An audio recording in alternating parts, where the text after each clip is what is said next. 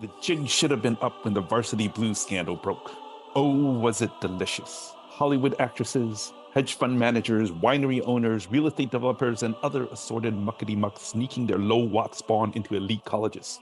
The fraud was so absurd you couldn't make it up. Rich people photoshopping their kids playing sports, paying for medical stupid certifications to get special proctoring, hiring a Harvard grad SAT ringer able to deliver any score you want.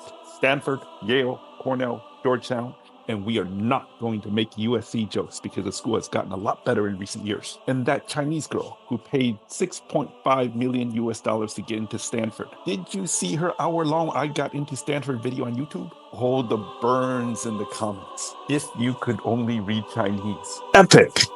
Of course, the joke is really on us, because 4 years later, elite American universities, with additional malfeasance in the interim, continue to command the same prestige, elicit the same anxiety, and demand the same obeisance. The college counseling business is as hot as ever. Some are reportedly charging over $1 million for white glove service starting in the 7th grade with a perfect record of admissions into HYPSM. If you have to ask, you can't afford it. And Asian Americans. Did you really think you scored a win when the Supreme Court scrapped affirmative action last year? The university saw it coming a mile away and became test optional well before the gavel came down. Underrepresented applicants are polishing their essays and how they've thrived in unsafe spaces, while you are stuck with a surname Zhang. So what can you do?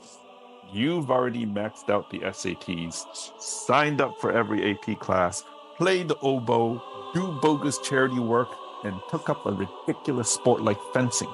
At this point, it's just one giant crapshoot. Will the admissions officer like your essay on teaching inner city kids at math camp? But they really taught you. Does Yale need another oboist? Will your history teacher write a flashy enough recommendation? And even if you do get into HYPSM or its sorry near peers, you will be surrounded by a sea of people who maxed out on the SATs, took every AP class, play an instrument, did bogus charity work, and took up a ridiculous sport like water polo. If it is true that you learn the most from your peers, then HYPSM will likely prove less educational than high school. If you are lucky and go to a regular high school, at least you are exposed to regular people with regular aspirations and regular opinions, deplorable as they may be. In HYPSM, you will join the tiresome Westoid elite with their anxious entitlement and risible pretensions. It's a nauseating melange of sanctimony, condescension, virtue signaling, victim LARPing, and look at me posturing.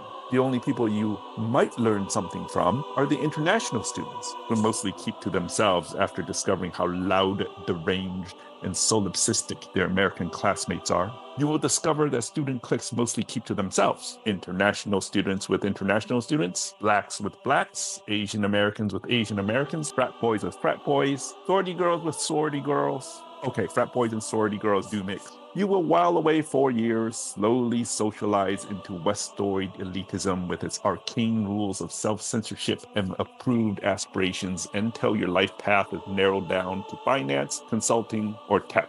This is made tolerable by drunken debauchery and meaningless hookups that passes for a social life. That's what the kids tell me anyways.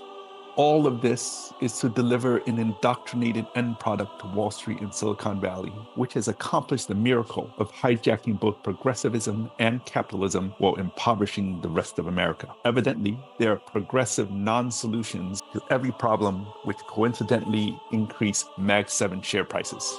Somewhere in the back of your mind, you know it's all a giant farce. The system broke down decades ago. Really? What are the chances that you go to a regular high school and expect the meritocracy to pick you from the haystack? No, your parents scrimped and saved, fought tooth and nail to buy that house in Tenafly, New Jersey or Mountain View, California. College admissions was your religion since birth. Sunday morning is for test prep classes. Saturday mornings are for Chinese school. We'll get back to that. And when the time comes, your anxiety-ridden parents will fork over a pretty penny for a college counselor, if not white glove S-class level. If you think this isn't farcical enough, the racket has now gone international. Longtime China resident and insightful Twitter commentator Arnaud Bertrand relays a familiar story.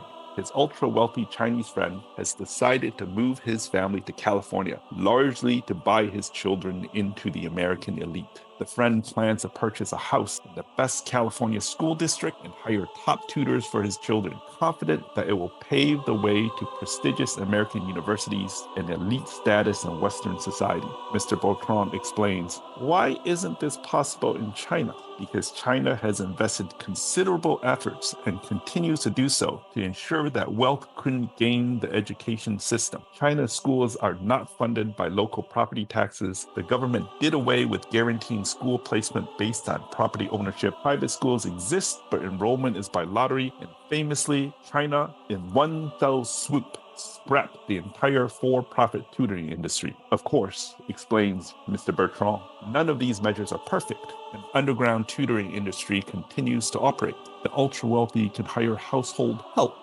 with PhDs. But his wealthy friend likely reached the correct conclusion. His money has a better chance of buying his children into America's elite than China's. Some of Mr. Bertrand's observations deserve to be quoted in full. This all raises the bigger question of the reproduction of elites. In the long run, which society is more sustainable and fares better? One that does little to avoid the reproduction of elites like the US, which, contrary to the American dream narrative, is one of the high-income economies with the lowest rates of relative upward mobility, or one that actively fights it to enforce, to the extent possible, a meritocracy? What my friend's story illustrates is actually even more than this. In the US, you don't even only have a reproduction of local elites, but you have elites from other countries who come to the US because it's easier to reproduce there. This may all be grim reading for the anxious Chinese-American high school junior. But fear not, Han Feizi does not come bearing bad news, but rather with an offering of devastating logic. Remember Saturday morning Chinese school, where you go to socialize and misbehave? Well, strap yourself down and get back up to 1,500 characters. An arbitrage opportunity of historic proportions has opened up. Forget about HYPSM. There is nothing for you to learn there. It was already done and dusted 20 years ago. The sheeple just haven't realized it. Remember this acronym, HYPSFZUN. TPSFZUN. That's Tsinghua, Peking, Shanghai, Jiaotong, Fudan, Zhejiang, USTC, and Nanjing. Yes, it's a mouthful, but it's not like HYPSM was so obvious. And we are not talking study abroad. We are talking the full 4-year degree shebang. Václav Havel famously said that China's rise, quote, has happened so quickly, we have not yet had time to be astonished. This applies to higher education as well. In 2004, Tsinghua was ranked 62 in the Times Higher Education World University Rankings. In 2024, Tsinghua was ranked 12th in the world and first in Asia, with arch nemesis Peking University at 14th, both ranked higher than the University of Pennsylvania, Columbia, Cornell, Dartmouth, and Brown. 8 of the top 10 research universities in the Nature Index are now in China. UCAS China, USTC, Peking University, Nanjing University, Zhejiang University, Tsinghua University, Sun Yat-sen University, Shanghai Jiaotong University. One of the metrics weighing down the rankings of Chinese universities is their lack of international students. And that's where you come in. This arbitrage is just waiting to be exploited. As an overseas applicant, you get the full DEI treatment. You are the underrepresented minority, the diversity admit, the token international student. Don't get me wrong, they don't just take anybody. You still have to be a top student with a near 4.0 GPA and SATs over 1,400. The biggest hurdle will probably be Mandarin proficiency, which depending on the school, you need either HSK 4 or HSK 5 to matriculate. All things considered, however, it's a buyer's market allowing you to short-circuit the soul-crushing hell of the Gaokao and the humiliating dog and pony show of applying to HYPSM. Let's get one jaw-dropper out of the way. It is an important consideration for many families, especially if yours stretch themselves sending you to private school. 4 years of tuition as an international student at Tsinghua will set mom and dad back about $17,000 US. room and board are extra. You are free to do your own calculations for HYPSM. This is, of course, about much more than arbitraging school rankings and acceptance rates and cheaper tuition. What you are actually getting by choosing this road is a real education. Let me explain. There are important directionality and timing elements involved. There is a lot of truth to the cliche that modern China is a closed society with an open mind, while America is an open society with a closed mind. It is relatively straightforward for a Chinese national to study in the US given the open minds of China's youth and America's open society. The reverse is problematic. Chinese society is far more insular, and the minds of American youth are generally closed to outside input. The Chinese American, however, is a different animal and has a window of opportunity. The width of this window depends on how seriously you took Saturday morning Chinese school. Some of you are actively discussing Genshin Impact on Weibo and can sail through HSK7. Others have more work to do. But for most of you, there is a solid enough base to build on. The best strategy may be to stretch college out to 5 years with its first year in language immersion. 5 years of undergraduate tuition is $21,000. To be sure, this road is not for the faint of heart. You will not be comfortably surrounded by cookie-cutter versions of yourself who maxed out on the SATs, took every AP class, played an instrument, did bogus charity work, and took up a ridiculous sport like diving. You will be surrounded by Gaokao mutants whose intellect can be so blazing it's like staring at the sun. Thankfully, they're slackers as well. You might be constantly fighting a language deficiency, and through it all, you have the additional burden of going through the many stages of culture shock. On the positive side, the liberal arts education at elite Chinese universities may surprise you. The resentment warriors in American academia are laying siege to the Western canon, poisoning every facet of the liberal arts education. While politics has always encroached on academia in China, the boundaries are far better defined.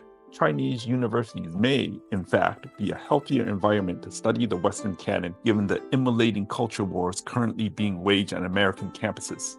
Nobody at FZUN cares if Hegel is dead, white, or male. On a side note, this letter is addressed to Chinese Americans and the diaspora in general to knock some sense into them. It also applies, with certain caveats, to non-ethnic Chinese. It can be done, has been done, and should be done more. Anecdotally, non-ethnic Chinese Westerners who have successfully taken this road are eccentrics. These oddballs have gotten a far superior education than HYPSM could possibly provide because they would have had to shake off Western solipsism and open their minds. All of this, in the end, represents an opportunity for real education, to be outside your comfort zone, to be stretched, to interact with the unfamiliar, to have a short window in your youth to gain lifelong access to the closed society that is China. It cannot be done after undergrad anymore. Decades ago, when China was short on talent, carpetbagging Ivy League Chinese Americans flocked to Beijing and Shanghai. Nowadays, one can run a couple hundred meters down Chang'an Avenue with arms outstretched and knock over a dozen Chinese nationals with HYPSM degrees. Don't worry, you will never lose access to the West. This is guaranteed by your native command of English. For many of you, especially if a decent amount of Chinese was spoken at home, you have the opportunity in your university years to claim full native command of Mandarin. If you want it, it is yours for the taking. If you don't claim it now, it will be lost in time. I sense skepticism and hesitation. Of course, this is normal. This is not a well-worn path. There are no how-to manuals or consulting companies guiding students on this road. The street lamps have not been installed, and you even wonder if the road comes to an abrupt end just outside your view. If you are worried about future placement chances at Goldman Sachs, you should probably forget the whole enterprise. With decades of experience in investment banks, Feizi can say that he was always looking for the unicorn, the luminous being, the perfect bilingual and bicultural animal. At some point, you have to have Confucian faith that learning is its own reward. Planning for the future is a fool's errand. To take the road less traveled next to having children, is the ultimate expression of hope. We leave you with perhaps Lu Xun's most famous quote: "Hope cannot be said to exist, nor can it be said not to exist. It is just like the roads made across the earth. For actually, there were no roads to begin with. But when many people pass one way, a road is made."